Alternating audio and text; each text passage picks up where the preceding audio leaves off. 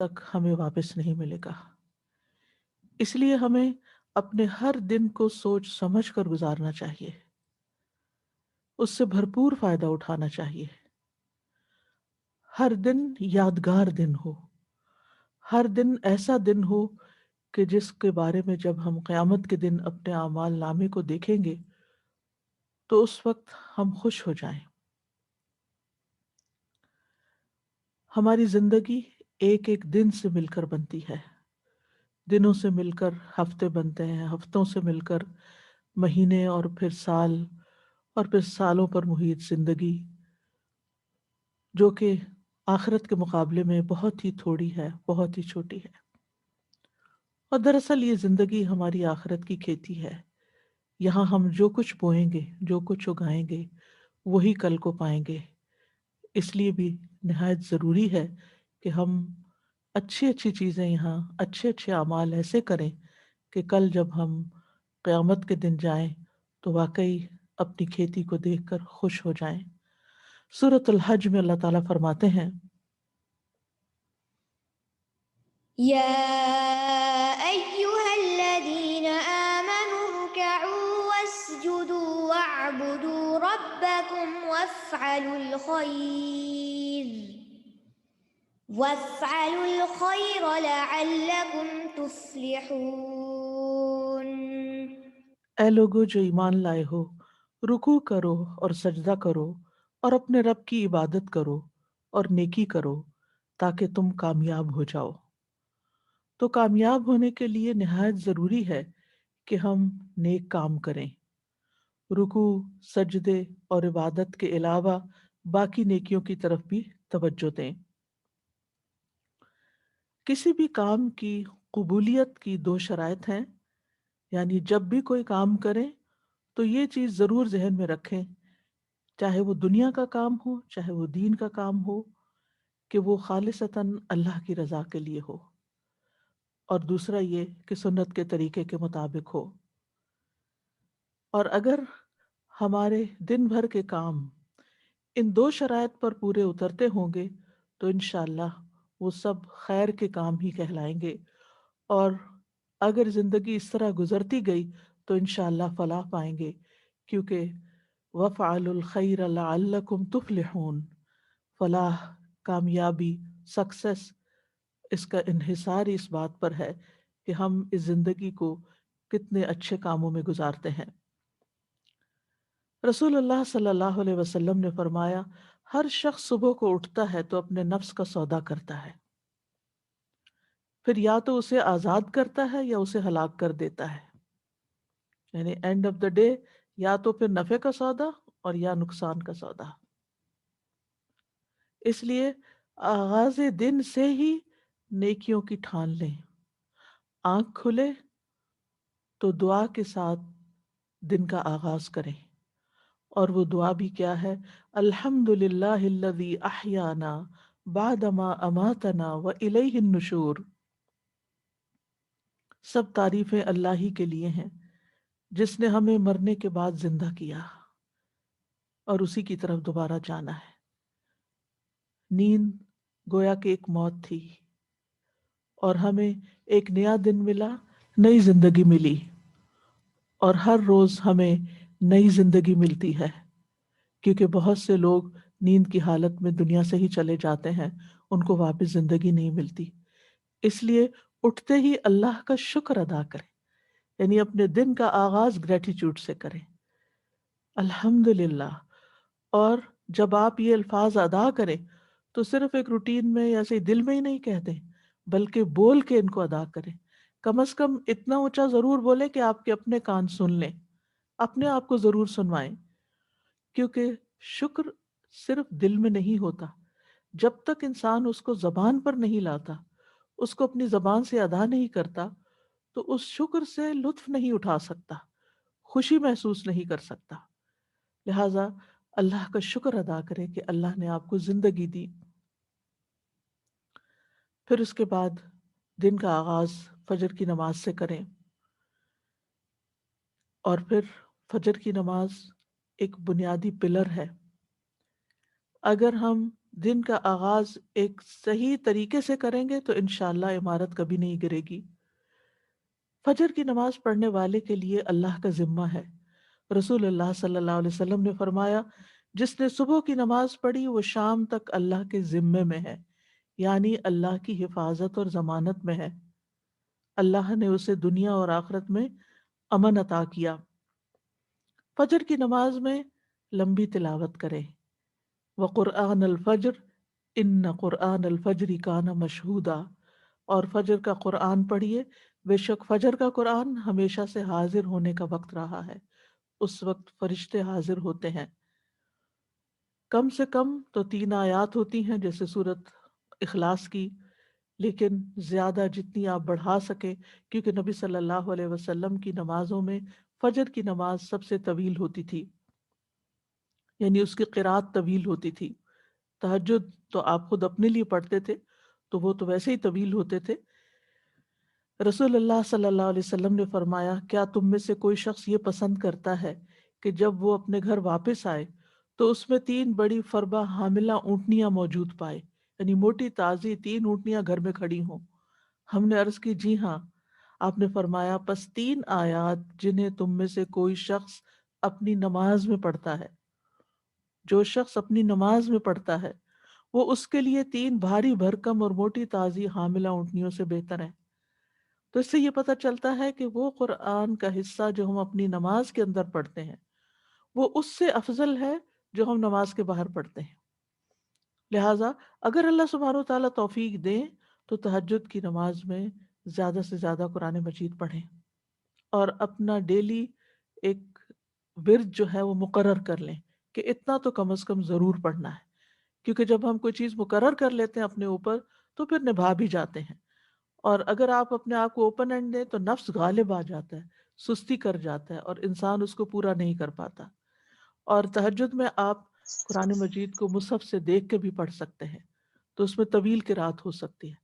Otherwise قرآن مجید کے کچھ حصے یاد کر لیں تاکہ فجر کی نماز جو ہے وہ طویل ہو سکے۔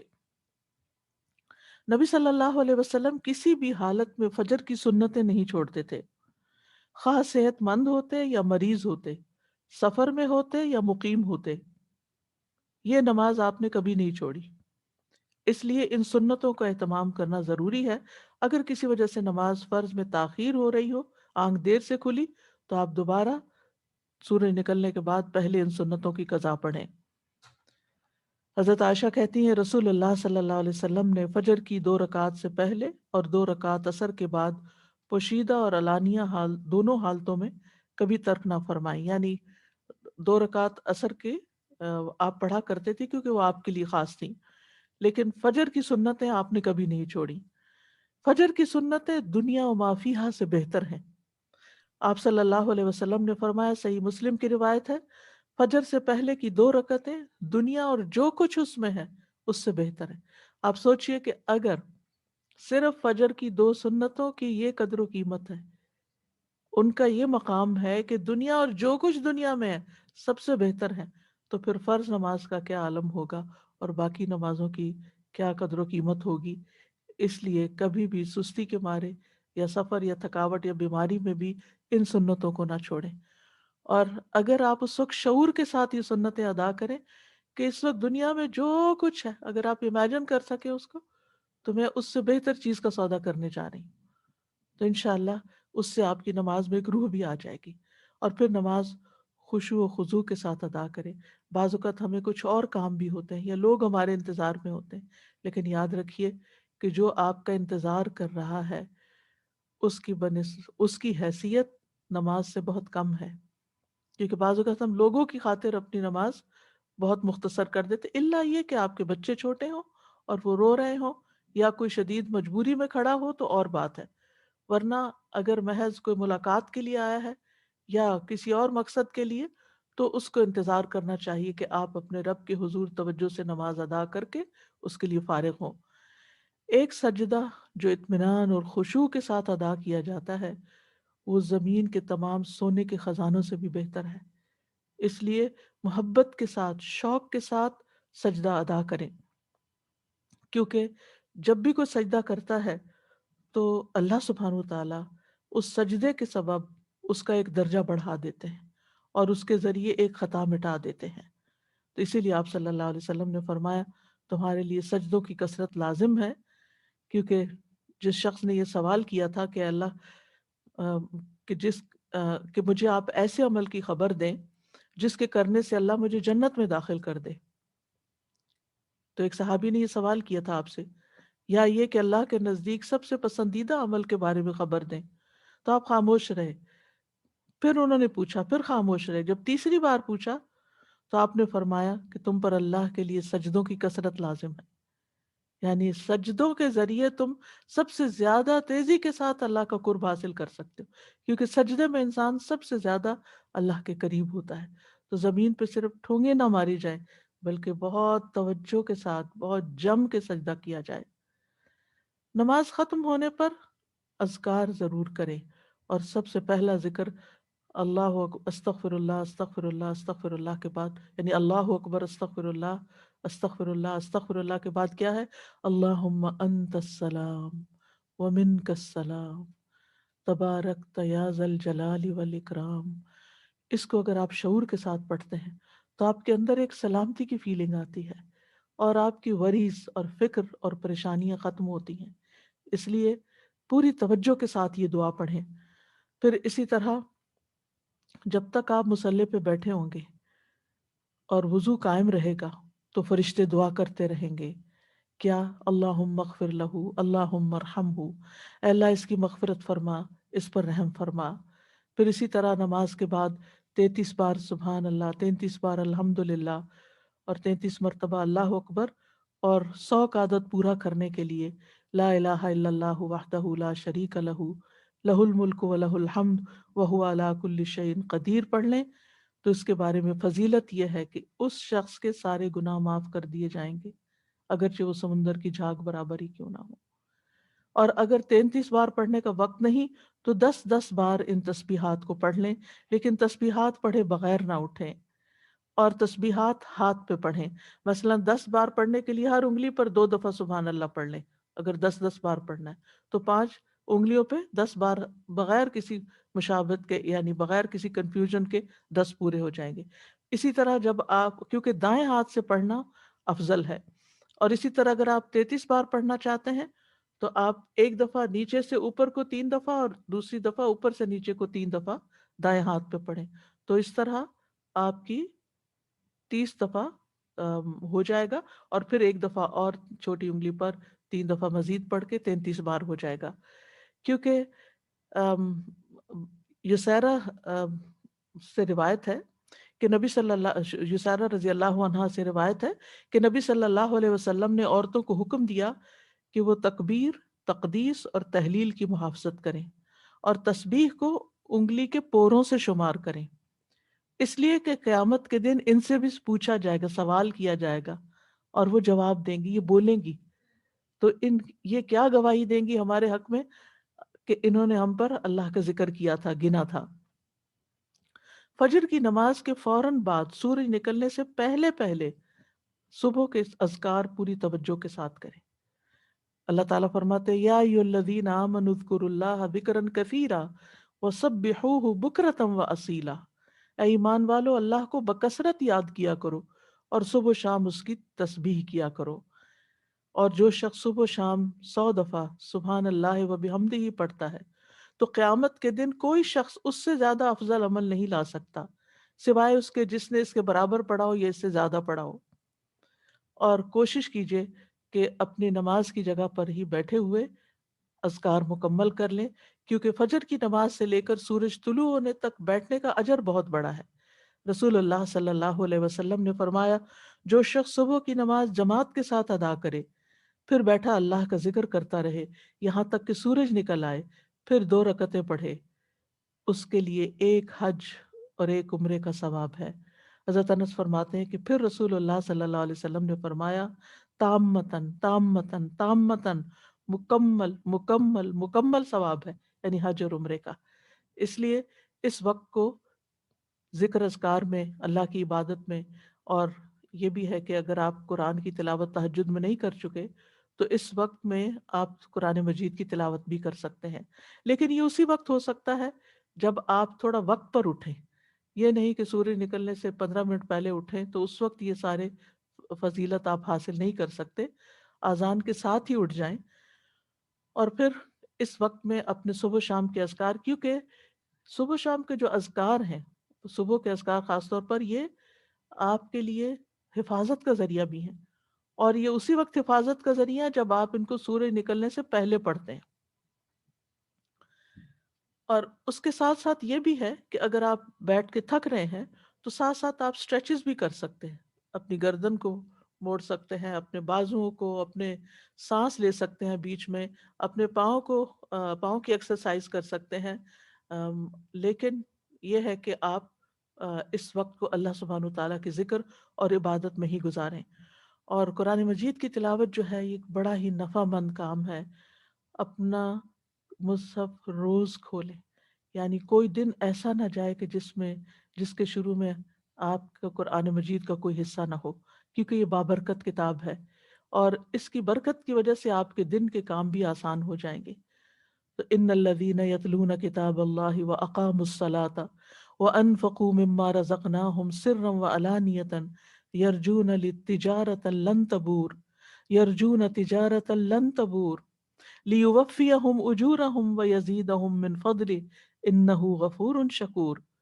سورۃ فاطر کی ان آیات میں اللہ تعالیٰ فرماتے ہیں، بے شک جو لوگ اللہ کی کتاب کی تلاوت کرتے ہیں اور انہوں نے نماز قائم کی، اور جو کچھ ہم نے انہیں دیا اس میں سے انہوں نے پوشیدہ اور ظاہر خرچ کیا، وہ ایسی تجارت کی امید رکھتے ہیں جو کبھی برباد نہ ہوگی، جس میں نقصان ہے ہی نہیں، تاکہ وہ انہیں ان کے اجر پورے پورے دے اور اپنے فضل سے انہیں زیادہ بھی دے، یعنی صرف اتنا نہیں ملے گا جو انہوں نے کیا، زیادہ بھی ملے گا۔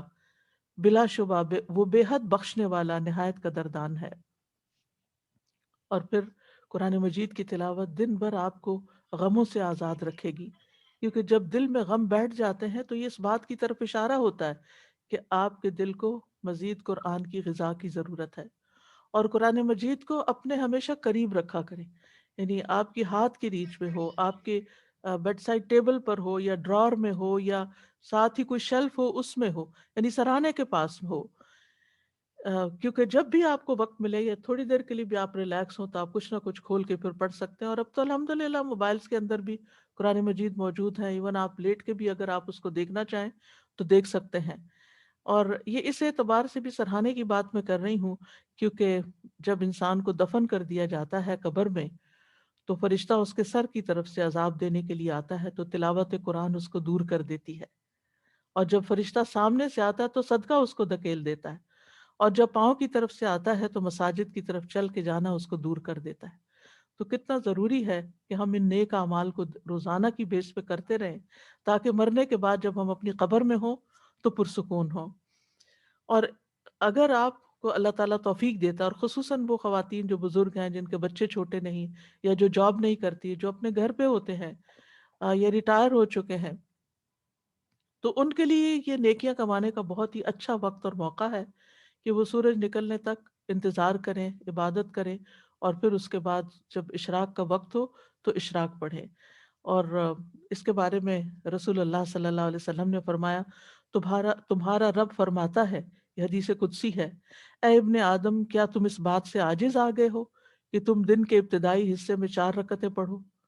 میں ان کے بدلے میں تمہارے دن کے آخر تک تمہیں کفایت کروں گا، یعنی تمہارے سارے کام بنا دوں گا۔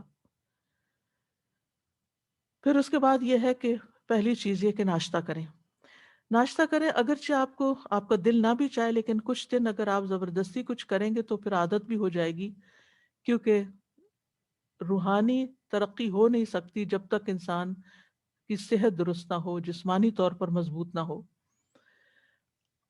اگر آپ کو گھر سے فوراً نکلنا ہوتا ہے اور آپ کا زیادہ وقت عبادت میں گزر گیا ہے تو آپ اپنے ساتھ کھجور بھی رکھ سکتے ہیں، یعنی اگر آپ کو شدید مصروفیت ہے اور وقت کم ہے تو کھجور کا ناشتہ کر سکتے ہیں۔ نبی صلی اللہ علیہ وسلم کی سنت بھی ہے، آپ نے فرمایا بالائی علاقے کی اجوا کھجور کا نہار منہ استعمال کرنا ہر قسم کے جادو اور زہر سے شفا ہے۔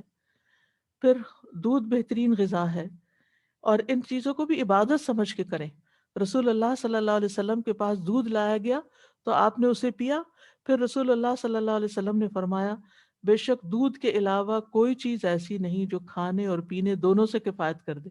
یعنی اگر آپ کچھ کھا نہیں بھی سکے اور ایک کپ دودھ پی لیتے ہیں تو آپ کا کھانا اور پینا دونوں ہو گئے. ابن عباس کہتے ہیں کہ رسول اللہ صلی اللہ علیہ وسلم نے فرمایا جس کو اللہ کھانا کھلائے اسے چاہیے کہ وہ یوں کہے اللہم بارک لنا فیہ ورزقنا خیرا منہ.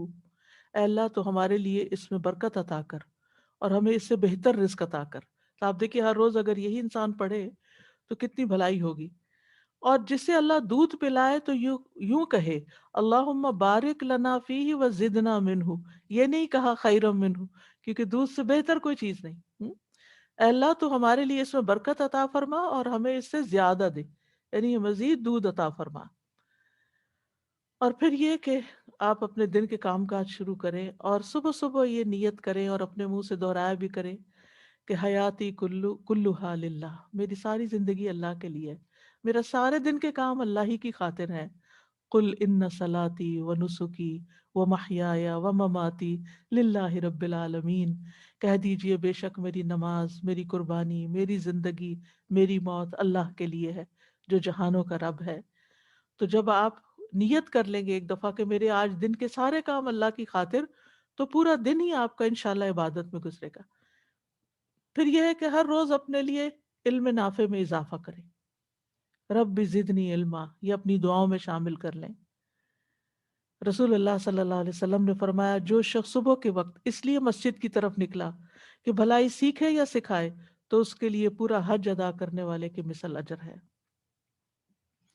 یعنی ہر روز اگر انسان اپنے گھر سے نکلتا ہے علم حاصل کرنے کے لیے تو حج کے برابر اس کو ثواب ملتا ہے. اور علم سیکھنے اور سکھانے کے لیے وقت مقرر کریں. اگر آپ نے کوئی کلاس جوائن کی ہوئی ہے یا اگر آپ آن لائن کلاس لے رہے ہیں تو وہ سب سے بہتر ہے. یعنی چاہے آپ کتنے ہی کورسز کر چکے ہوں کہیں نہ کہیں اپنے آپ کو باندھ کے رکھیں. کیونکہ اگر آپ نے اپنے آپ کو کہیں آپ کمٹمنٹ نہیں آپ نے کی تو پھر آپ صرف سوچتے ہی رہ جائیں گے. لیکن جب آپ اپنے آپ کو کسی خاص وقت کا پابند کرتے ہیں، کسی خاص کورس کا پابند کرتے ہیں تو اس سے فائدہ یہ ہوتا ہے کہ پھر آپ پابندی کے ساتھ روٹین کے ساتھ وہ کام کرتے چلے جاتے ہیں. لیکن اس کے ساتھ ہی اپنے لیے خود بھی سیلف اسٹڈی کا بھی کوئی نہ کوئی وقت مقرر کریں. مثلاً کھانا پکاتے ہوئے کچھ سنیں یا کچھ ساتھ ساتھ پڑھ بھی سکتے ہیں، کتاب وہاں بھی لے جا سکتے ہیں. گھر کے کام کاج کرنے کے دوران بھی آپ اپنے علم کا سفر جاری رکھ سکتے ہیں. لیکن اس کے لیے آپ کو مقرر کرنا ہوگا.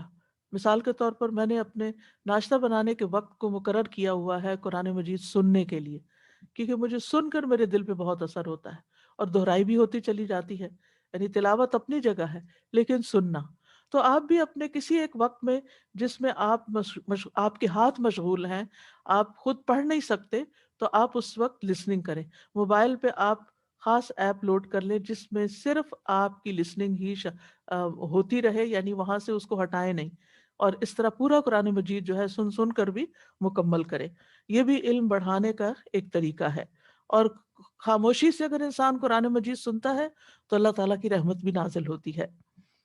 اور وقت مقرر کرنے کے بارے میں اس لیے بھی کہوں گی کہ ایک خاتون نبی صلی اللہ علیہ وسلم کی خدمت میں حاضر ہوئی، کہنے لگی اللہ کے رسول آپ کی تمام باتیں مردوں نے سیکھ لیں، ہمارے لیے بھی آپ اپنی طرف سے کوئی دن مخصوص کریں جس میں ہم آپ کے پاس آئیں اور آپ ہمیں وہ تعلیمات دیں جو اللہ نے آپ کو سکھائی ہیں. تو آپ نے فرمایا کہ فلاں دن فلاں جگہ جمع ہو جاؤ، یعنی جگہ بھی بتا دی اور دن بھی بتا دیا. چنانچہ عورتیں جمع ہوئیں، نبی صلی اللہ علیہ وسلم ان کے پاس آئے اور انہیں وہ سکھایا جو اللہ نے آپ کو سکھایا تھا. تو اس لیے کسی سے سیکھنا جو ہے یہ بھی ساری زندگی جاری رکھیں. انسان کسی بھی مقام پر پہنچ جائے تو اس کو سیکھنے کا سفر ختم نہیں کرنا چاہیے. ام، ام- امام احمد بن حنبل کے بارے میں آتا ہے کہ بہت بوڑھے بھی ہو چکے تھے، چلنا بھی ان کے لیے مشکل ہو گیا تھا، لیکن جب سنتے کہ شہر میں کوئی عالم آیا ہے تو اپنی قلم دوات اٹھاتے اور چل پڑتے.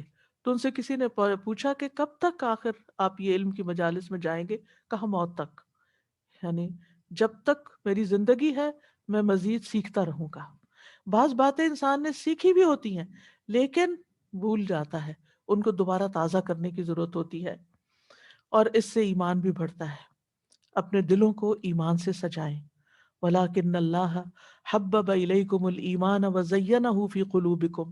اپنے آپ کو دیکھا کریں کہ کیا میرے دل میں ایمان کا حسن ہے، خوبصورتی ہے، اور ایمان میں اضافے میں جو چیزیں مددگار ہوتی ہیں وہ ہیں اللہ تعالیٰ کی اطاعت اور پسند کے کام کرنا، امانت کی حفاظت کرنا، سچ بولنا، ایمان کے مزین ہونے کی دعا کرنا، ایمان گھٹانے والے کاموں سے بچنا، چاہے وہ زبان کے گناہ ہو یا ویسے گناہ ہو، اور ایمان والے ساتھی تلاش کرنا، نیک صحبت۔ یعنی اب کووڈ کے دنوں میں آپ لوگوں سے ملنے کے لیے نہیں جا سکتے، لیکن آپ کال کر سکتے ہیں، آپ بات کر سکتے ہیں، لیکن ان لوگوں سے بات کرنے سے پرہیز کیجئے جو صرف غیبت سنانے والے ہوں، یا آپ کو صرف منفی باتیں کر کے آپ کو پریشان کرنے والے ہوں۔ ان کو کسی کام لگا دیجئے تاکہ وہ آپ یعنی آپ کو نشانہ نہ بنائے، آپ کو ڈسٹ بن نہ بنائے، کہ وہ صرف آپ اپنے مسائل ہر وقت آپ کے سر پہ ڈالتے رہیں اور آپ ان کی وجہ سے پریشان رہیں، چاہے وہ آپ کے رشتہ داروں میں سے ہوں، چاہے وہ آپ کی اولاد میں سے ہوں، چاہے آپ کے والدین میں سے ہوں، چاہے آپ کے بہن بھائیوں میں سے ہوں، کیونکہ یہی قریبی رشتے ہوتے ہیں جو بعض اوقات ہمارے لیے آزمائش بن جاتے ہیں، اور ان کی زندگی میں مسائل ہوتے ہیں، وہ جب بات کرتے ہیں وہ کسی نہ کسی کی شکایت کرتے ہیں، کسی نہ کسی کی غیبت کرتے ہیں، کوئی شوہر کی کر رہا ہے اور کوئی بچوں کی کر رہا ہے، اور کوئی بہن بھائیوں کی کر رہا ہے، اور کوئی کسی رشتہ دار کی، کوئی نیبر کی۔ تو اس چیز سے آپ نے پوری طرح بچنا ہے۔ آپ ان کو کسی ایسے کام لگا سکتے ہیں، علم سیکھنے سکھانے کے کام میں، کسی ویلفیئر کے کام میں، کسی کی خدمت کے کام میں، کہ جس سے ان کی زندگی میں خوشی آئے اور دھیان بٹے، اور وہ ہر وقت آپ کو اس قسم کی باتیں نہ کریں۔ اور اگر وہ نہیں باز آتے تو ان کو آپ اچھی طریقے سے سمجھا بھی سکتے ہیں کہ یہ کام آپ کے اور میرے دونوں کے ایمان کے لیے بھی درست نہیں، اور ہماری آخرت کے لیے بھی درست نہیں۔ ایک دفعہ شاید ان کو یہ بات کڑوی لگے، لیکن یہ ہے کہ آئندہ کے لیے وہ سنبھل جائیں گے۔ پھر اسی طرح یہ ہے کہ قلبی طہارت کے ساتھ ساتھ اپنی جسمانی طہارت کا بھی روزانہ اہتمام کریں۔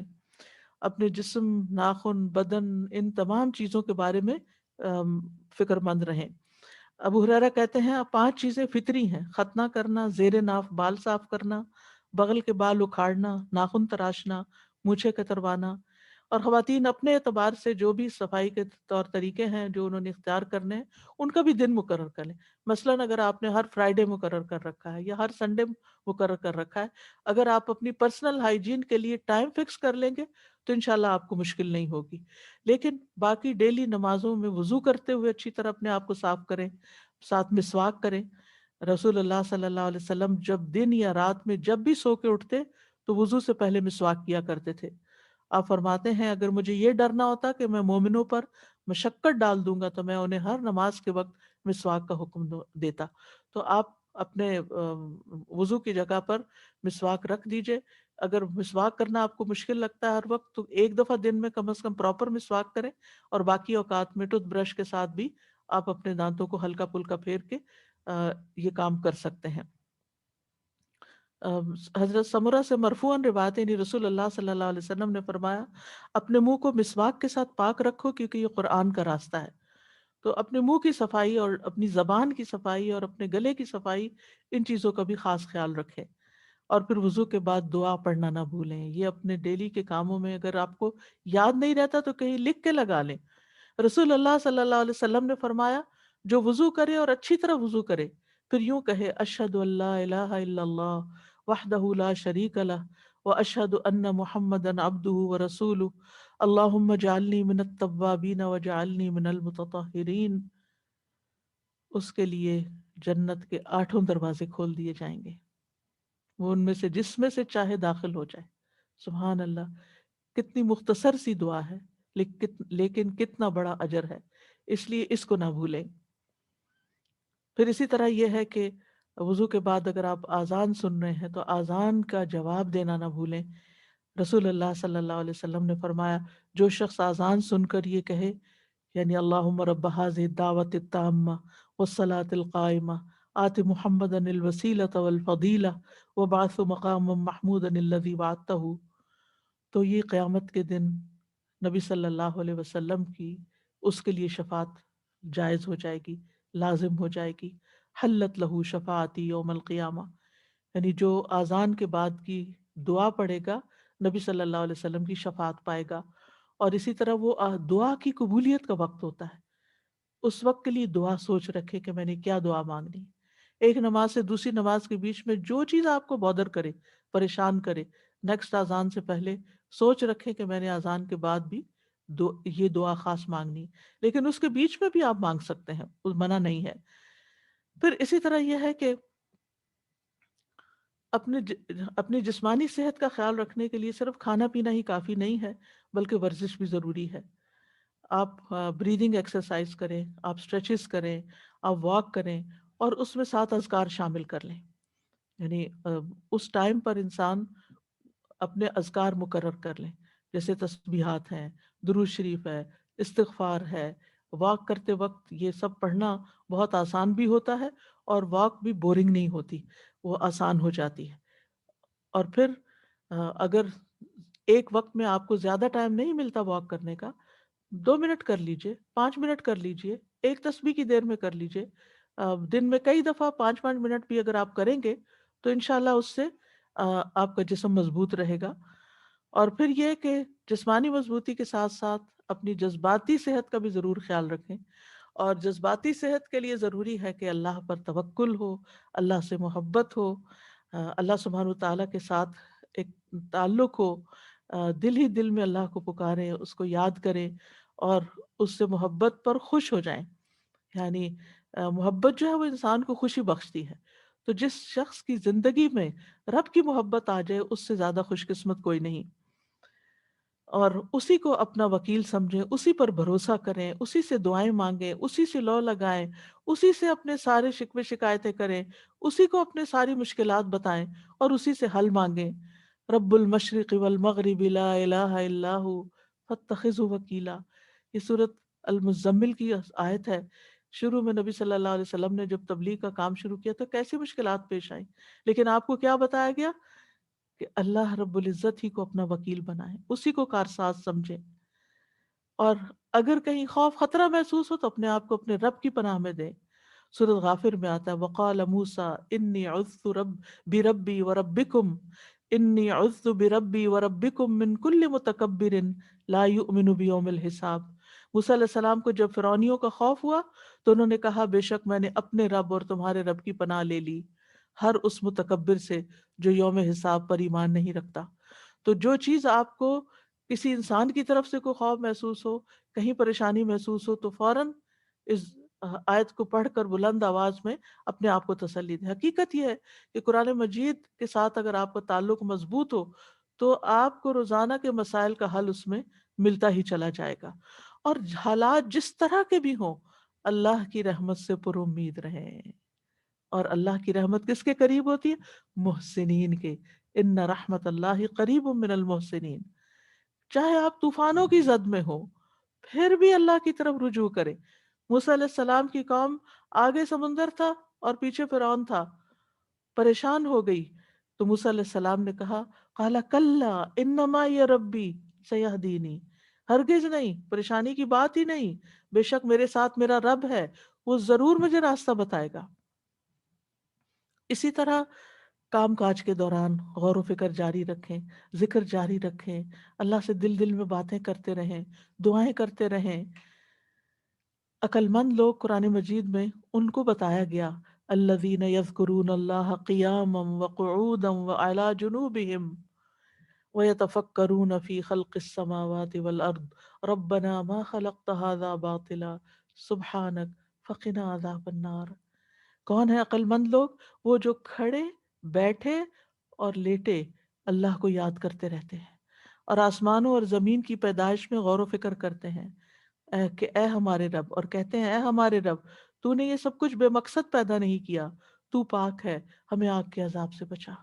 اور خاص طور پر جب آپ کچن میں کام کر رہے ہوں، کوکنگ کر رہے ہوں، اس وقت روزانہ کوشش کریں کہ آگ کے عذاب سے پناہ کی دعا کریں، کیونکہ وہاں آگ قریب ہوتی ہے تو انسان کے پھر دل سے دعا نکلتی ہے. یعنی اس سے بہتر موقع کوئی نہیں ہوتا کہ جب انسان آگ سے بچنے کی دعا کرے. تو کہنے کا مطلب یہ ہے کہ ذکر صرف مصلے پر نہیں ہوتا، ذکر چلتے پھرتے اٹھتے بیٹھتے کام کاج کرتے آپ کی زبان اللہ کے ذکر سے تر رہے. کیونکہ اللہ کا ذکر جو ہے کثرت سے کرنا کامیابی کا باعث ہے. سورۃ انفال میں آتا ہے وَاذْكُرُوا اللَّهَ كَثِيرًا لَعَلَّكُمْ تُفْلِحُونَ، اور اللہ کو بہت زیادہ یاد کرو تاکہ تم فلاح پاؤ. الا بذکر اللہ تطمئن القلوب، سن لو اللہ ہی کی یاد سے دل اطمینان پاتے ہیں. اور سب سے افضل ذکر کیا ہے؟ لا الہ الا اللہ. خصوصاً جب دل گھبرائے تو کثرت سے پڑھے لا الہ الا اللہ. اس کا یہ مطلب نہیں کہ صرف ایک تسبیح کر کے رکھ دیں، اٹھتے بیٹھتے بھی لا الہ الا اللہ، اللہ اکبر، الحمد للہ، اللہ تیرا شکر ہے، سبحان اللہ، استغفر اللہ، یہ زبان پہ جاری ہوتے رہنے چاہیے تاکہ جب موت کا وقت آئے تو ذکر کرنے میں، لا الہ الا اللہ پڑھنے میں کوئی مشکل نہ ہو. پھر اسی طرح لا حول ولا قوت الا باللہ. رسول اللہ صلی اللہ علیہ وسلم نے حضرت ابو ہریرہ سے فرمایا لا حول ولا قوت الا باللہ زیادہ پڑھا کرو، یہ جنت کے خزانوں میں سے ایک خزانہ ہے. یعنی جنت میں اگر آپ کو خزانے چاہیے تو لا حول کی کثرت کر دیں. کثرت سے توبہ استغفار بھی کرنی چاہیے، کیونکہ استغفار سے رحمت کے دروازے کھلتے ہیں، دنیا کی ساری مشکلات حل ہوتی ہیں. اور پھر مسلسل استغفار گناہوں کو مٹاتا ہے، رزق کو کھینچ لاتا ہے، اولاد میں خیر و بھلائی ہوتی ہے، اور اللہ تعالیٰ دنیا کی نعمتیں بھی کثرت سے دیتے ہیں. جیسے کہ سورۃ نوح میں آتا ہے کہ آسمان سے بارشیں بھی برسیں گی، مال اور بیٹوں سے بھی تمہاری مدد ہوگی، اور اگر مال میں کمی ہے یا بیٹوں کی طرف سے پریشانی ہے تو وہ بھی اللہ تعالیٰ دور کرے گا، اور تمہیں باغات عطا کرے گا، تمہارے لیے نہریں جاری کر دے گا. پھر یہ ہے کہ دن بھر کے کاموں کو آپ آرگنائز کر کے کریں. یعنی اپنے آپ کو جتنا آپ ڈسپلن کریں گے اتنا ہی آپ کا دن زیادہ پروڈکٹیو ہوگا. وقت کا بہتر سے بہتر استعمال کریں. رسول اللہ صلی اللہ علیہ وسلم نے فرمایا دو نعمتیں ایسی ہیں جن کے بارے میں اکثر لوگ خسارے میں ہیں، ایک تندرستی اور دوسرے فراغت.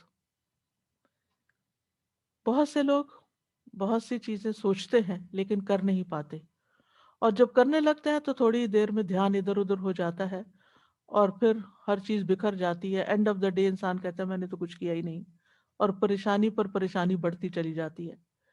اور چونکہ ہر انسان کی زندگی میں کوئی نہ کوئی امتحان ہوتا ہے، پریشانی ہوتی ہے، تو بعض اوقات انسان اس پریشانی میں اتنا مغلوب ہو جاتا ہے کہ جو بھی اس نے اپنے کام سوچے ہوتے ہیں وہ سارے ایک طرف رکھ کے کوئی ذہنی تفریح کا سامان کر لیتا ہے. اور آج کل تو بہت بڑا فتنہ ہے کہ موبائل ہمارے ہاتھ میں ہے، کوئی ڈرامہ لگا لیتا ہے اور کوئی گانا سننا شروع کر دیتا ہے، اور کوئی کسی طرح کی بھی ویڈیو دیکھ کے ایک کے بعد ایک شروع ہو جاتی ہیں، اور اس طرح جو کرنے کے کام ہیں وہ سارے دھرے کے دھرے رہ جاتے ہیں. تو اس چیز کے بارے میں آپ نے بہت کانشیس ہونا ہے، کیونکہ انسان اگر ان چیزوں میں پڑا رہے تو چھوٹی چھوٹی پریشانیاں اس کو ڈسٹریکٹ کر سکتی ہیں، اور چھوٹی چھوٹی خوشیوں کا حصول اس کو ڈسٹریکٹ کر سکتا ہے. تو پھر انسان کا ایک دن بھی ضائع ہوا تو سمجھے اس نے بہت بڑا نقصان کیا. اور یہ کہانی سبھی کی ہے کسی نہ کسی طرح، اس لیے کارآمد اور نتیجہ خیز دن گزارنے کے لیے ضروری ہے نمبر ایک، اپنے پورے دن میں جو کام آپ بے مقصد کرتے ہیں ان پہ غور کریں، ان کی لسٹ بنائیں کہ کون سے کام فضول کے کام ہیں جن کے بغیر بھی گزارا ہو سکتا ہے یا اس سے بہتر کام بھی ہیں. تو اپنے وقت کو گھٹیا کاموں میں نہیں گزاریں، بہتر کاموں میں گزاریں. دوسرا یہ کہ اپنے سارے دن کے کاموں کے نتائج بھی دیکھیں کہ اس کا رزلٹ کیا ہے، آؤٹ کم کیا ہے. میں نے جو اس چیز پہ اتنا وقت لگا دیا تو میں نے کیا کمایا، کیا حاصل کیا. بعض اوقات ہم ایسے ہی کوئی لغو سی چیز دیکھنا شروع کر دیتے ہیں اور کہتے ہیں اس میں بھی لرننگ ہے. اینڈ میں پوچھے کیا لرن کیا، کیا سیکھا. کیونکہ بہت وقت صرف ایک نفس کی خواہش ہوتی ہے جس کے پیچھے انسان چل رہا ہوتا ہے. پھر یہ ہے کہ نمبر 3 اپنے مقصد پر نظر رکھیں کہ میرا کسی بھی کام کے کرنے کے پیچھے مقصد کیا ہے، یہ کام میں کیوں کر رہا ہوں. کوئی بھی مصروفیت آپ نے جو استعمال یعنی اختیار کی ہے یا شروع کی ہے، اور اس مقصد کے راستے میں جو چیز رکاوٹ ہے اس رکاوٹ کو پہلے دور کریں، ورنہ آپ منزل پہ نہیں پہنچ سکتے. پھر اسی طرح یہ کہ اہم اور ضروری، چوتھی چیز یہ کہ اپنے اہم اور ضروری کاموں کو متعین کریں. یہ چیزیں میری زندگی میں بہت امپورٹنٹ ہیں جنہیں میں نے کرنا ہے، اور ان کو لکھ لیں باقاعدہ. یعنی اہم ترین کاموں کو، یعنی اپنی پرائرٹی لسٹ بنائیں، اہم ترین کاموں کو لکھ لیں. جو آپ کا ٹارگٹ ہے، جو گول آپ حاصل کرنا چاہتے ہیں، اس کے لیے کیا چیز مددگار ہوگی اس کو بھی ساتھ لکھ لیں. مثلا آپ نے ایک کام لکھا کہ مجھے یہ کام کرنا ہے، چاہے آپ لکھنے کا کوئی کام ہے یا پکانے کا ہے یا کوئی صدقہ خیرات کا یا ویلفیئر کا یا جس بھی طرح کا کوئی کام ہے، یا آپ کی ڈیوٹی سے ریلیٹڈ کوئی کام ہے. تو ویسے تو سارے ہی کام بڑے اہم لگ رہے ہوتے ہیں، لیکن اہم ترین کاموں کو ٹاپ پرائرٹی پر رکھیں کہ یہ مجھے پہلے کرنا ہے، اور کس طرح کرنا ہے وہ بھی ساتھ پلان کریں. اور پھر یہ ہے کہ ام، جب کام شروع کریں تو پانچویں چیز یہ ہے کہ اپنے مقصد کو حاصل کرنے کے لیے فوکسڈ رہیں. کیونکہ بہت سے لوگ سب کچھ کر لیتے ہیں لیکن جب کام شروع کرتے ہیں تو اس پہ فوکس نہیں کرتے، لہٰذا کام ختم نہیں ہوتا. رکاوٹ آتی ہے تو اس کو دور کریں، سولوشن نکالیں، حل نکالیں. اور اگر ایک طریقے سے آپ کا ٹارگٹ حاصل نہیں ہوا تو کوئی دوسرا طریقہ اختیار کریں. امید کے ساتھ کام کریں، مایوس نہ ہو، کیونکہ یہ نہیں ہوتا کہ جو چیز ہم سوچیں وہ ویسے ہی ہو بھی جائے. بعض اوقات ہو جاتی ہے اور بعض اوقات نہیں بھی ہوتی. اور چھٹی بات یہ ہے کہ سستی سے بچیں اور کاموں کو لٹکائیں نہیں. اچھا بعد میں صحیح، اچھا کل صحیح، اچھا صبح صحیح. اور ساتویں بات یہ کہ جب روٹین نہیں ہوتی تو پھر بہت سے کام چھٹ جاتے ہیں. اپنی ڈیلی روٹین سیٹ کریں. آپ سمجھیں کہ آپ کے دن کے 24 گھنٹے آپ کے پاس 24 باکسز ہیں. آپ دیکھیں کہ آپ نے ہر گھنٹے میں اس باکس کے اندر کیا ڈالا ہے.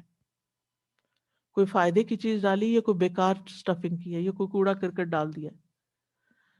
اور قیامت کے دن جب آپ جا کے وہ باکس کھولیں گے تو آپ کو پتہ چلے گا کہ یہ گھنٹہ بھی بیکار تھا اور یہ بھی اور یہ بھی، یہ میں نے کیوں کیا. اس وقت پھر پریشان ہونے کا فائدہ نہیں. تو اگر آپ امیجنری باکسز بھی بنا لیں یا آپ اپنے کسی کاغذ کو لے کے اس پہ 24 خانے ڈال کے اپنا ٹائم ٹیبل بنائیں اور ٹائم لکھ لیں، جس ٹائم سے آپ شروع کریں گے وہیں پہ جا کے ختم ہوگا. آپ شیٹ کے اوپر سارے خانے جو نیند کا ٹائم ہے اس کو آپ الگ کر لیں، اور باقی جو بیداری کے ٹائم ہے ان کو آپ لکیر لگا کے ہر گھنٹے کا کام لکھیں کہ اس گھنٹے میں مجھے کیا کرنا ہے. اگر آپ وہ لکھ لیں گے تو پھر کوشش کریں کہ اس گھنٹے میں وہی کام کریں، کوئی اور نہ کریں، الا یہ کہ کوئی بہت بڑی ایمرجنسی ہو تو پھر اس کام کو کسی اور کام کے ساتھ آپ ملا سکتے ہیں. تو جب تک آپ کی ڈیلی روٹین نہیں ہوگی، گھڑی کے ساتھ آپ نہیں چلیں گے تو آپ کا ڈے پروڈکٹیو نہیں ہوگا. بہت ضروری ہے کہ ہر چیز کے لیے وقت نکالا جائے، اپنی جسمانی ضروریات کے لیے بھی، روحانی ضروریات کے لیے بھی، ذہنی ضروریات کے لیے بھی، جذباتی ضروریات کے لیے بھی، دین کے کاموں کے لیے بھی. اور پھر اس کے لیے اپنے نفس سے جہاد کرنا ہوگا، کیونکہ نفس ان النفس لامارۃ بالسوء، نفس تو انسان کو برائیوں پر بہت اکساتا ہے، اور نفس کے خلاف جہاد سب سے افضل جہاد ہے. نبی صلی اللہ علیہ وسلم نے فرمایا اللہ عز و جل کی ذات کی خاطر تیرا اپنے نفس اور خواہش سے جہاد کرنا افضل جہاد ہے. اور اس میں کبھی اپنی نیند کو قربان کرنا اور کبھی اپنی کسی پسندیدہ چیز کو قربان کرنا کہ نہیں اب اس چیز کا وقت نہیں. لٹرلی بہت دفعہ ایسا ہوتا ہے کہ جیسے پیاس بھی لگی ہوتی ہے یا بھوک بھی شدید لگی ہوتی ہے لیکن نہیں وقت ہوتا وہ کھانے کا، کھانے کے لیے وقت نہیں نکلتا کیونکہ اس سے زیادہ اہم کام کوئی اور ہوتا ہے. تو انسان یہ جو قربانی کرتا ہے اس وقت اپنے کھانے پینے کی یا اپنے آرام کی، یہی نفس کے ساتھ جہاد ہے کہ مجھے میری پرائرٹی یہ ہے اور یہ کام آج مجھے کرنا ہے اور یہ میرے ٹارگٹس ہیں، ان کو میں نے اچیو کرنا ہے. تو انشاءاللہ اللہ سبحانہ و تعالیٰ بہت آسانی کریں گے. اور کچھ چیزیں آپ پھر ملٹی ٹاسکنگ میں بھی لا سکتے ہیں، دو دو کام اکٹھے بھی کر سکتے ہیں تاکہ آپ کا وقت بچے. اور اگر آپ وقت میں برکت لانا چاہتے ہیں نا تو پانچوں نمازیں وقت کی پابندی کے ساتھ ادا کریں، کیونکہ ان الصلاۃ کانت علی المؤمنین کتابا موقوتا، بے شک نماز ایمان والوں پر ہمیشہ سے ایسا فرض ہے جس کا وقت مقرر کیا ہوا ہے. اور سب سے افضل عمل کیا ہے؟ نماز کو اس کے اول وقت پر ادا کرنا. نمازوں کے وقت کو ضائع کرنے والے کے لیے ہلاکت ہے. فویل للمصلین الذین هم عن صلاتهم ساہون. یہ کون لوگ ہیں؟ یہ وہ لوگ ہیں جو اپنے وقت کو ٹال کے نماز پڑھتے ہیں لیکن تاخیر سے پڑھتے ہیں، غیر ضروری کاموں میں زیادہ وقت لگا دیتے ہیں، نماز کو تاخیر نماز کی تاخیر کر دیتے ہیں، اور پھر اس میں جلدی جلدی نماز پڑھ کے اٹھ جاتے ہیں۔ ایسی نماز کو منافق کی نماز کہا گیا۔ مصعب بن سعد سے روایت ہے، انہوں نے کہا میں نے اپنے والد سے کہا اے ابا جان، آپ نے دیکھا اللہ تبارک و تعالیٰ کا یہ فرمان الذین هم عن صلاتهم ساہون، تو ہم میں سے کون ہے جو نماز میں نہیں بھولتا، جس کے دل میں خیال نہیں آتے؟ انہوں نے کہا اس کا یہ مطلب نہیں، اس آیت سے مراد وقت کا ضائع کرنا ہے، کہ انسان فضول کاموں میں لگا رہے یہاں تک کہ وقت ضائع کر دے، یعنی نماز کا اصل وقت چلا جائے۔ اس لیے نماز اپنے وقت پر، ایسا نہ ہو کہ فجر کی نماز قضا ہو جائے، اور ایسا نہ ہو کہ سوئے رہیں، کیونکہ نبی صلی اللہ علیہ وسلم نے اپنا ایک خواب بیان کرتے ہوئے فرمایا، آپ نے خواب میں دیکھا کہ ایک شخص تھا جس کا سر پتھر سے کچلا جا رہا تھا، وہ قرآن کا حافظ تھا مگر وہ اس سے غافل ہو گیا اور فرض نماز پڑھے بغیر سو جاتا تھا۔ اور پھر نماز لیٹ کرنا جو ہے نفاق کی علامت ہے۔ منافق سورج کو دیکھتا رہتا ہے، جب شیطان کے دو سینگوں کے درمیان وہ ہوتا ہے، یعنی غروب ہونے کے قریب ہوتا ہے، تو اٹھ کر چار ٹھونگے مارنے لگ جاتا ہے اور ان میں اللہ کا ذکر نہیں کرتا۔ یعنی اذا یعنی کہ جو منافقوں کے بارے میں قرآن مجید میں آتا ہے وَلَا يَأْتُونَ إِلَى الصَّلَاةِ إِلَّا وَهُمْ كُسَالَىٰ، کہ وہ نماز سستی کے ساتھ پڑھتے ہیں، سستی کر کر کے پڑھتے ہیں، دیر سے پڑھتے ہیں، تھک کے، دنیا کے کاموں سے تھک کے پھر نماز پڑھتے ہیں، اور اس میں کوئی خشوع و خضوع نہیں ہوتا۔ نماز جو ہے قبر میں بھی ساتھ ہوگی، حفاظت کرے گی، نماز بندے کی حفاظت کرے گی، لیکن کس کی نماز؟ وہ جو اپنی نمازوں کی حفاظت کرتا ہے۔ والذین هم علی صلاتہم یحافظون، بندے کو جب قبر میں رکھا جاتا ہے تو وہ اور لوگ رکھ کے قبر میں دفنا کے جاتے ہیں، تو جانے والوں کے زمین پہ جو جوتوں کی آواز آتی ہے وہ بھی سنتا ہے۔ اگر وہ مومن ہوتا ہے تو نماز اس کے سر کی طرف آ جاتی ہے، روزہ دائیں طرف، زکوٰۃ بائیں طرف، دیگر نیک کام اس کے پاؤں کی طرف آ جاتے ہیں۔ تو جب سر کی طرف سے فرشتہ عذاب دینے کو آتا ہے تو نماز اس کو روک دیتی ہے، اور اسی طرح باقی نیکیاں بھی۔ نماز کہتی ہے میری طرف سے آنے کا راستہ نہیں ہے۔ اس لیے کتنا ضروری ہے کہ ہم اس نماز کی حفاظت کریں، اور مرد خاص طور پر باجماعت نماز کی حفاظت کریں۔ اگر گھر میں دو مرد بھی ہیں اور مسجد بہت دور ہے کہ ہر وقت نہیں جا سکتے، تو اکیلے اکیلے نماز پڑھنے کی بجائے جماعت سے پڑھیں، اور اگر گھر کی خواتین بھی ساتھ شامل ہونا چاہیں تو موسٹ ویلکم۔ اور اگر مسجد بھیج سکتے ہیں اور بچے چھوٹے ہیں، یعنی آپ خود تو نہیں جا سکتی لیکن ان کو مسجد لے جا بھی سکتی ہیں اگر آپ کے ہسبینڈ مصروف ہیں یا وہ اویلیبل نہیں ہیں، تاکہ بچے مسجد کی عادت ڈالیں۔ اور پھر نماز کے وقت سے ذرا پہلے جائیں تاکہ نماز کی سنتیں ادا ہوں۔ جو شخص دن میں 12 رکعتیں ادا کرے اس کے لیے جنت میں گھر بنا دیا جاتا ہے، 2 فجر سے پہلے، 4 ظہر سے پہلے، 2 ظہر کے بعد، 2 مغرب کے بعد اور 2 عشاء کے بعد۔ یہ 12 رکعتیں بنتی ہیں، اور آپ دیکھیے کہ اگر ہر روز آپ کے لیے جنت میں ایک محل تیار ہو رہا ہے، ایک محل تیار ہو رہا ہے، ایک محل تیار ہو رہا ہے، سوچئے آپ نے وہاں ہمیشہ رہنا ہے، ہمیشہ ہمیشہ، موت نہیں۔ سوچئے کبھی دل پھٹنے کو آتا ہے جب انسان یہ سوچتا ہے، اور ہر روز ایک نئے محل میں، ہر روز ایک نئے محل میں، کیونکہ اس نے دنیا میں اتنے محلات ہر روز سنتیں پڑھ کے بنا لیے کہ ہر روز اس کے لیے ایک نئی نعمت ہے۔ یہ وہ چیزیں جن کی دنیا میں لوگ تمنا کرتے ہیں، لیکن دنیا میں یہ سب کچھ نہیں مل سکتا۔ دن کی 12 رکعتیں ادا کرنے میں زیادہ سے زیادہ کتنا ٹائم لگ جائے گا؟ آدھا گھنٹہ۔ 2 رکعتیں پڑھنے میں 4 منٹ لگتے ہیں، اور 12 کے 24 منٹ، 6 منٹ اوپر لگا لے، آدھے گھنٹے کی بات ہے، لیکن کتنا بڑا سودا ہے آپ کا اور کتنا بڑا نفع۔ صرف 1 سال کے دوران جو سنت موقدہ پڑھتا ہے اور نہیں پڑھتا، اس کے درمیان 4320 رکعات کا فرق ہو جاتا ہے۔ 1 رکعت بطر پڑھنے اور نہ پڑھنے والے کے درمیان 365 رکعت کا فرق ہو جاتا ہے۔ چاشت کی 2 رکعتیں پڑھنے اور نہ پڑھنے والے کے درمیان 703 رکعتوں کا فرق ہو جاتا ہے۔ اور جو سنتوں کی پابندی کرتا ہے اور جو نہیں کرتا ان کے درمیان 5415 رکعتوں کا فرق ہو جاتا ہے، اور ہر رکعت میں 2 سجدے ہوتے ہیں۔ تو صرف ایک سال میں کتنے درجے کھو دیے انسان نے، صرف ایک سال میں۔ تو اگر 40 سال زندگی میں اس نے ہر روز اتنے سجدے ادا کیے تو قیامت کے دن کتنا اونچا مقام ہوگا۔ تو اس لیے اس کو نہ کھوئیں۔ شروع میں مشکل ہوگی، نفس پہ بھاری ہوگا، عادت نہیں نا، تو مشکل پڑے گی، لیکن اگر آپ ایک دفعہ اللہ سے اچھی طرح دعا کریں اور بار بار کریں، ایک دفعہ نہیں، ایک دفعہ شروع کر لیں، کچھ ہی دنوں میں آپ کا دل ہی نہیں لگے گا اگر آپ نے سنت نہیں پڑھی ہوگی۔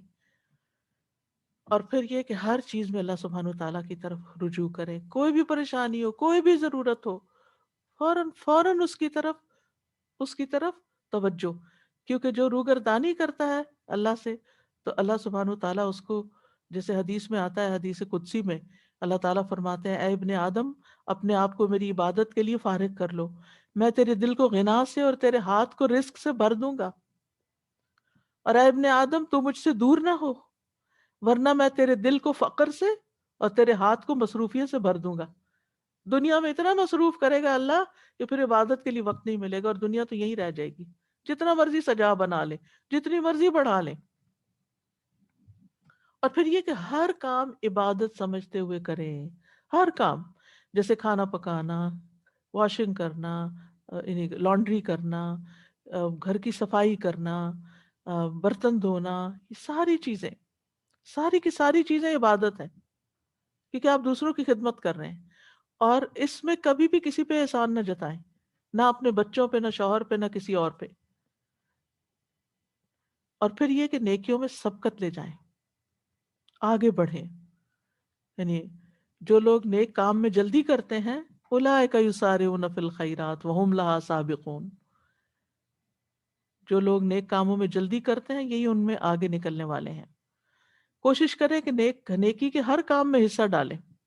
ابو ہریرہ کہتے ہیں رسول اللہ صلی اللہ علیہ وسلم نے فرمایا، آج تم میں، یعنی دن بھر کے کرنے کے کام ہے نا، اسی مناسبت سے یہ حدیث سنا رہی ہوں، آپ نے فرمایا، آج تم میں سے کس نے روزے کی حالت میں صبح کی؟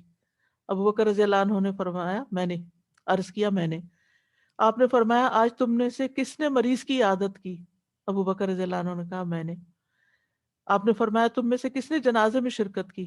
ابو بکر رضی اللہ عنہ نے کہا میں نے۔ آپ نے پوچھا، کس نے مسکین کو کھانا کھلایا آج؟ حضرت ابو بکر نے کہا میں نے۔ مروان کہتے ہیں مجھے معلوم ہوا کہ اس پر نبی صلی اللہ علیہ وسلم نے فرمایا کہ جب کسی شخص میں ایک دن میں یہ ساری خصلتیں جمع ہو جائیں، یعنی یہ سارے کام وہ ایک دن میں کر لے، دن بھر کرنے کے کاموں میں اگر یہ موقع مل گئے اور اس نے کر لیے، وہ جنت میں ضرور داخل ہوگا۔ کتنی بڑی بات ہے!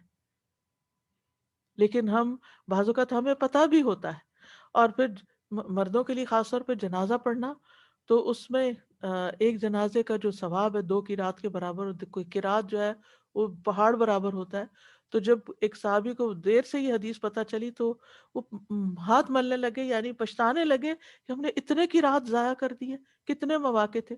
بہت سے لوگ حرم جاتے ہیں، وہاں جنازہ پڑھنے کا وقت بھی ہوتا ہے، لیکن اس کو نکل پڑتے ہیں، تو وہ کتنے منٹ لگتے، چند اور منٹ، جو دعا یاد کر لے انسان اور بخشش کرتا رہے، اور جب دوسروں کے لیے آپ کریں گے تو کوئی آپ کے لیے بھی کرے گا۔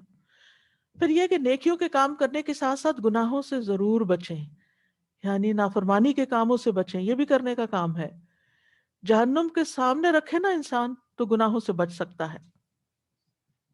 جہنم کی حقیقت جب سمجھ آ جاتی ہے نا انسان کو، تو زندگی کا رخ بدل جاتا ہے، زندگی تبدیل ہو جاتی ہے۔ تو اس لیے اچھے کام بھی کریں، لیکن ساتھ برائیوں سے بچیں بھی ضرور، یعنی ایسے کام نہ کریں کہ جس سے لوگوں کو اذیت ہو، دوسروں کو اریٹیٹ نہ کریں، نیگ نہ کریں، کوئی ایسا کام نہ کریں کہ جس سے دوسرا آپ سے بیزار ہونے لگے، جو، اور اس کے لیے ایک کرائیٹیریا، جو اپنے لیے پسند نہیں وہ دوسرے کے لیے بھی نہ کریں۔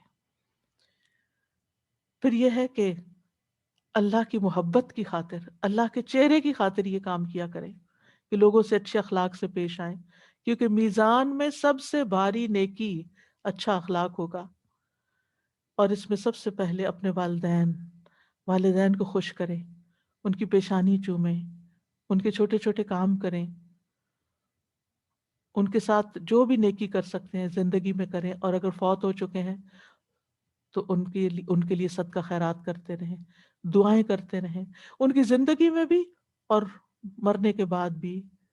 رب ارحمہما کما ربیانی صغیرا، رب ارحمہما کما ربیانی صغیرا، اے میرے رب ان پہ رحم فرما جیسے انہوں نے مجھے بچپن میں شفقت سے پالا تھا۔ سب کے لیے خیر کا باعث بنے، خصوصاً گھر والوں کے لیے، اور اس خیر میں صرف ان کی دنیا بنانا ہی نہیں ہے، ان کی آخرت کی بھی فکر کریں۔ یعنی بعض اوقات ہم لوگ خود دین کی طرف آ جاتے ہیں لیکن گھر والوں کو بھول جاتے ہیں۔ پھر اسی طرح یہ ہے کہ کسی کے سوال سے تنگ نہ ہو، چاہے بچے ہی کوئی چیز مانگ رہے ہیں یا ویسے کوئی سوال پوچھ رہے ہیں آپ سے، پوچھے جا رہے ہیں تو پریشان نہ ہو، یا کوئی اور آپ سے مسئلہ پوچھ لیتا تو ڈانٹے نہیں۔ ام السائل فلا تنہر، کیونکہ بعض اوقات یہ ہوتا ہے جو والدین بزرگ گھر میں ہو وہ ایک ہی بات بار بار پوچھتے ہیں، یا آپ کے ہسبینڈ ایک ہی چیز روز پوچھنے شروع ہو جاتے ہیں، تو اس پر آپ کو غصہ آ جاتا ہے کہ کل بھی بتایا تھا پھر آج وہی بات پوچھ رہے ہیں آپ۔ تو اس لیے بہتر یہ ہے کہ اس وقت اپنے آپ کو کنٹرول کر لیں، اور یا جواباً سوال کر دیں کہ آپ کا کیا خیال ہے، آپ ذرا سوچیں، ذہن پہ زور ڈالیں۔ کیونکہ بعض اوقات وہ صرف بات بڑھانے کے لیے آپ سے وہی بات پوچھ لیتے ہیں جو پہلے بھی پوچھی ہوتی ہے۔ تو سوال سے تنگ نہیں ہونا، بچہ کچھ مانگ رہا ہے تو تنگ نہیں ہونا، شٹ اپ کال نہیں دینی کہ چپ ہو جاؤ تو میرا سر کھا گئے ہو، میں فارغ ہو کے دوں گی، نہیں، اپنا کام روک دیں، جا کے اس کی ضرورت پوری کر دیں اور پھر آگے بڑھیں۔ جہاں بھی بیٹھیں، جہاں بھی کھانے کی ٹیبل پہ بھی بیٹھیں، خیر پھیلانے والے ہوں، مبارک بن جائیں، کن مبارکن اینما کنتا، جہاں بھی ہو مبارک بنے۔ اور وہ کیسے؟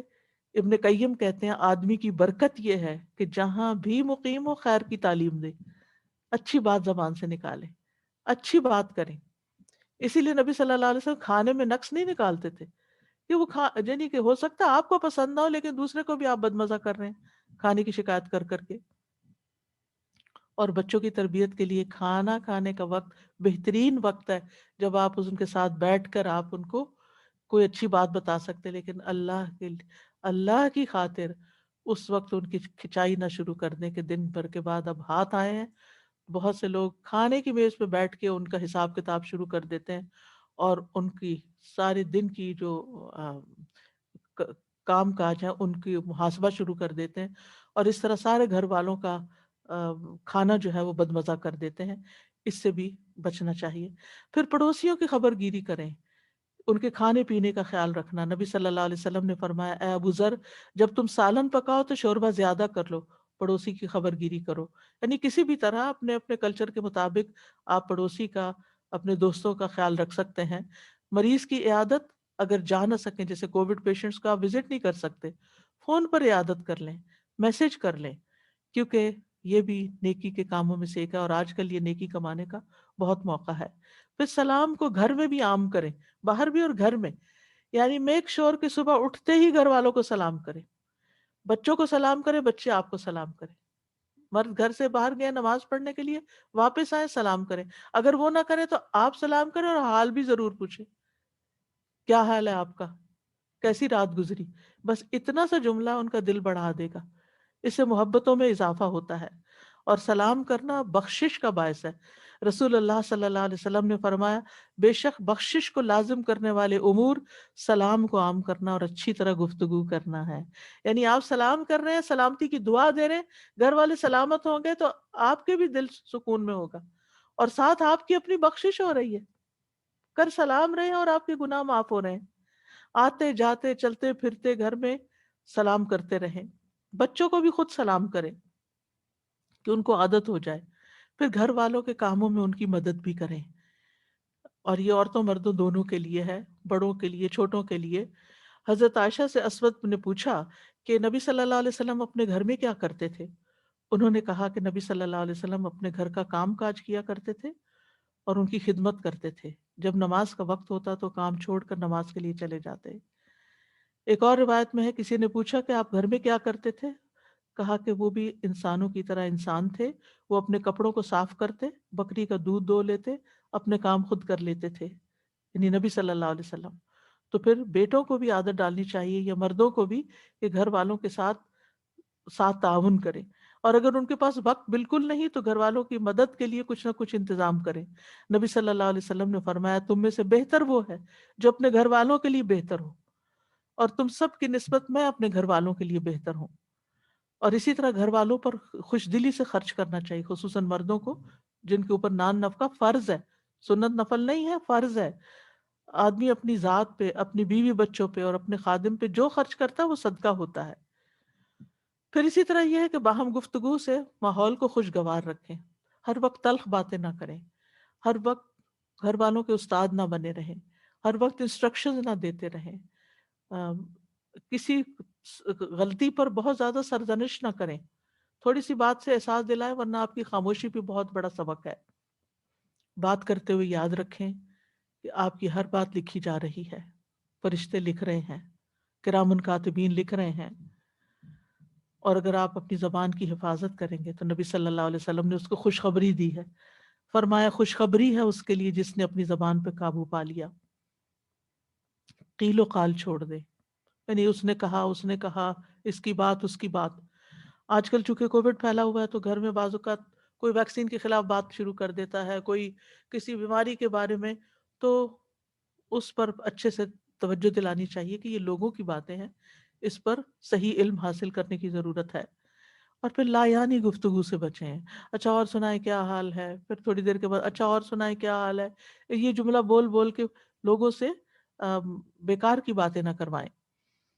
رسول اللہ صلی اللہ علیہ وسلم نے فرمایا انسان کے اسلام کی خوبی یہ ہے کہ وہ بے فائدہ چیزوں کو چھوڑ دے، اور بعض اوقات وہ بے فائدہ چیزیں اذیت والی بھی بن جاتی ہیں دوسرے کے لیے، بعض اوقات ہم دوسرے کی بات کاٹ دیتے ہیں تو اس سے دوسروں کو تکلیف پہنچتی ہے۔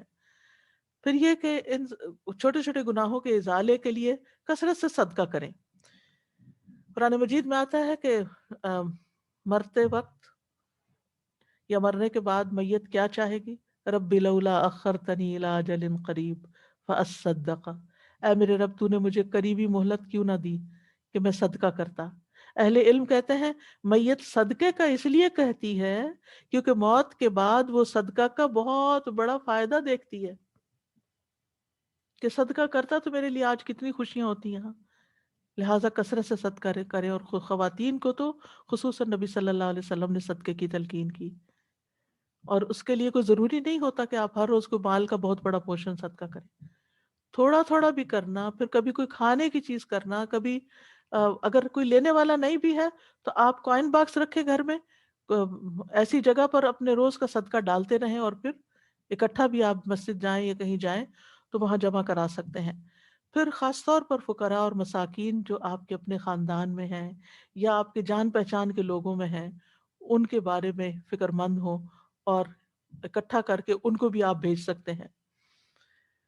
رسول اللہ صلی اللہ علیہ وسلم نے فرمایا مسلمان کا وہ مال کتنا عمدہ ہے جس میں سے کسی مسکین، یتیم اور مسافر کو دیا جائے۔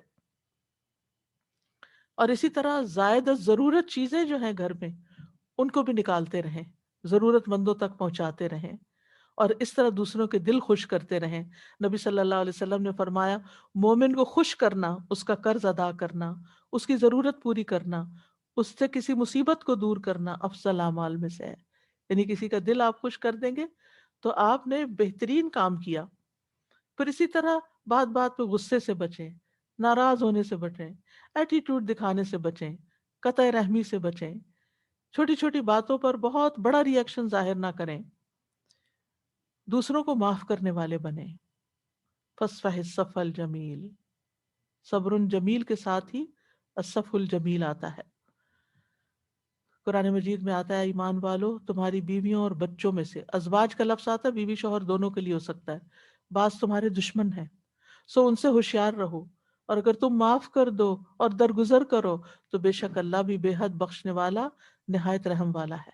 لہذا بہت ضروری ہے کہ ہم گھر والوں کی غلطیاں معاف کر کے دل صاف کرتے رہیں۔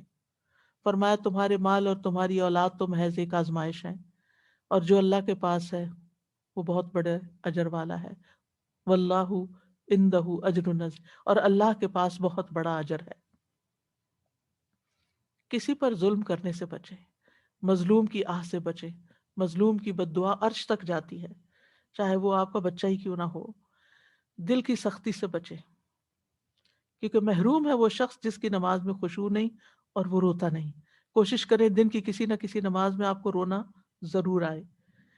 پھر اسی طرح برے خیالات اور بدگمانیوں سے بچیں، خود بھی سکون میں رہیں گے، دوسروں کے لیے بھی سکون کا باعث ہوں گے۔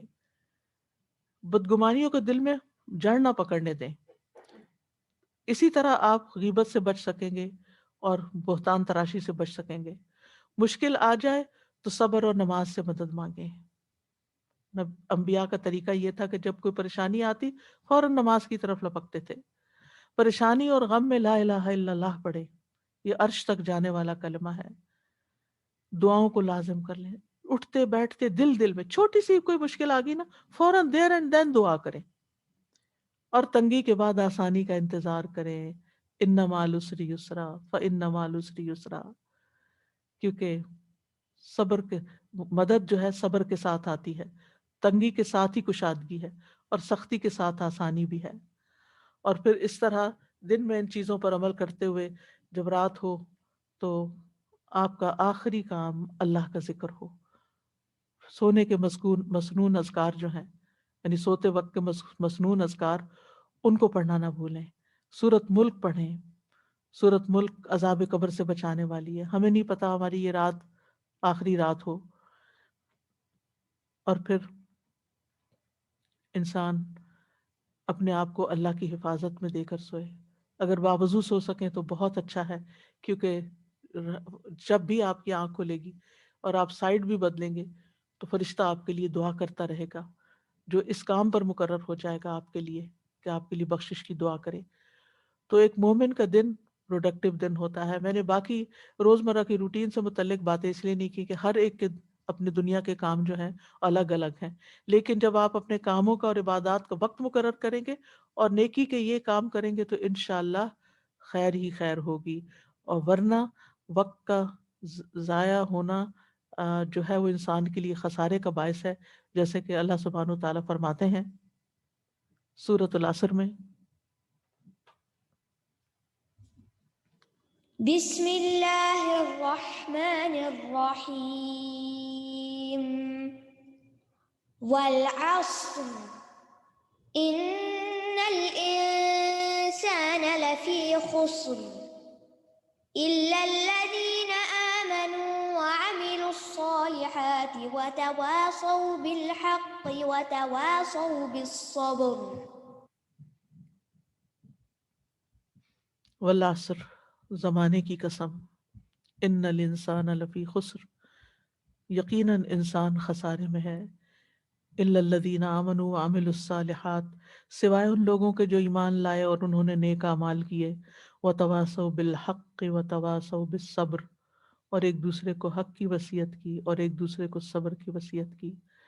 لہذا جو خیر کی بات آپ خود سنیں وہ آپ دوسروں کو بھی بتائیں، کیونکہ نقصان سے بچنے کے لیے ایمان اور عمل صالح کے ساتھ ساتھ حق اور خیر کی تعلیم دینا، لوگوں تک لے جانا، امر بالمعروف کرنا، نہی عن المنکر کرنا نہایت ضروری ہے۔ لہٰذا جو باتیں آج آپ نے سیکھی، سنی، ان کو عمل میں لائیں اور انہیں دوسروں کے ساتھ شیئر کریں، اور اگر ان پر عمل کرتے ہوئے کوئی مشکل آئے تو صبر کریں، وتواصوا بالصبر، اور ایک دوسرے کو صبر کی تلقین کرتے رہیں، ایک دوسرے کا حوصلہ بڑھاتے رہیں۔ وآخر دعوانا ان الحمد للہ رب العالمین۔ انشاءاللہ نیکسٹ ویک سے سورۃ المائدہ شروع ہو رہی ہے۔ زیادہ سے زیادہ لوگوں کو اس کی خبر دیں، دوسروں کے ساتھ فلائر شیئر کریں، تاکہ جب وہ سنیں اور سیکھیں تو آپ کے لیے بھی وہ صدقہ جاریہ بنے۔ آپ کی وجہ سے ایک شخص بھی ہدایت پا جاتا ہے تو آپ کے لیے 100 سرخ قیمتی اونٹوں سے بھی بہتر ہے، بہت بڑا نفع کا سودا ہے۔ اللہ سبحانہ و تعالیٰ ہم سب کو توفیق دے، جو ہم نے سنا ہے، پڑھا ہے، سیکھا ہے، اللہ تعالیٰ ہمارے عمل میں لے آئے اور ہمیں ہمارے اس اجر کو قیامت کے دن کے لیے محفوظ کر لے۔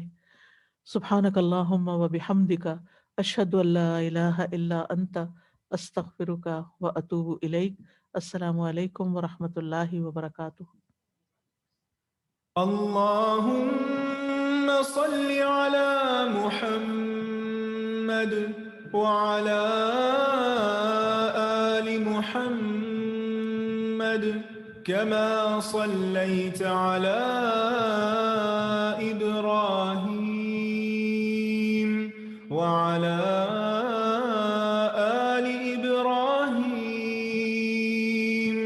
إنك حميد مجيد. اللهم بارك على محمد وعلى آل محمد كما باركت على إبراهيم وعلى آل إبراهيم إنك حميد.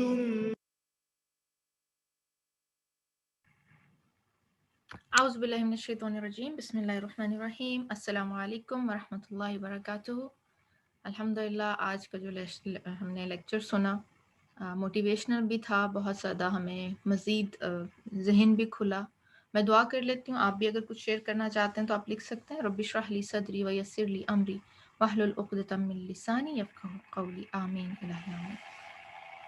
ہاں جی، اچھا، لیکچر سے پہلے کیا چیز ذہن میں تھی کہ کیا ہوگا اس لیکچر میں؟ دن بھر کرنے کے کام، تو کیا ذہن میں آ رہا تھا کیا ہوگا؟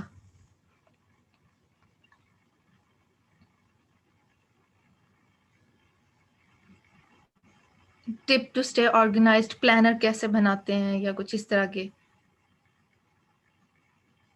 اچھا، تو جب ہم نے لیکچر شروع کیا تو اس میں سے شروع میں آپ کو ایسے لگا کہ اچھا یہ چیز تو مجھے آتی تھی، یہ مجھے پتا تھی؟